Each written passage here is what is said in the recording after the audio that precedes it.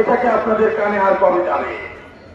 আমরা আজকে খুলনা জেলা ইমাম পরিষদের পক্ষ থেকে এই নির্যাতন এবং নিষ্পেষণের চলতা উটের মধ্যে থাকবে, এটা স্বাভাবিক। আর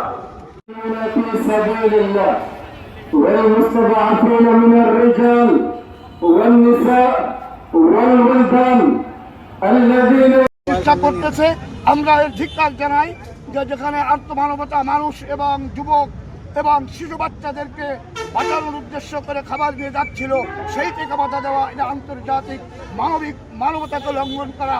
সুতরাং আমরা এর ধিক্কার জানাই এবং এর নিন্দা জানাই এবং আন্তর্জাতিক বিশ্বকে জাতিসংঘকে বলবো আপনারা হস্তক্ষেপ করুন এবং ইহুদি জাতিদেরকে থামান। তারা অভুক্ত, তারা অসুস্থ, এই অসুস্থ মানুষের খাদ্য কেড়ে নেওয়া এর চাইতে বর্বরতা, এর চাইতে জঘন্য কাজ পৃথিবীতে আর হতে পারে না।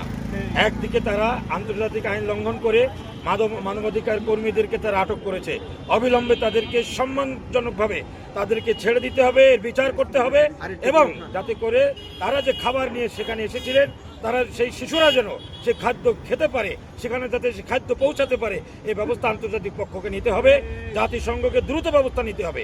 আর আমরা ওআইসির কাছে আবেদন জানাই এই ইসরায়েলের বিরুদ্ধে অবিলম্বে আন্তর্জাতিকভাবে মুসলিম বিশ্বকে ঐক্যবদ্ধ করে তাদের বিরুদ্ধে সর্বাত্মক জিহাদের ডাক দিতে হবে।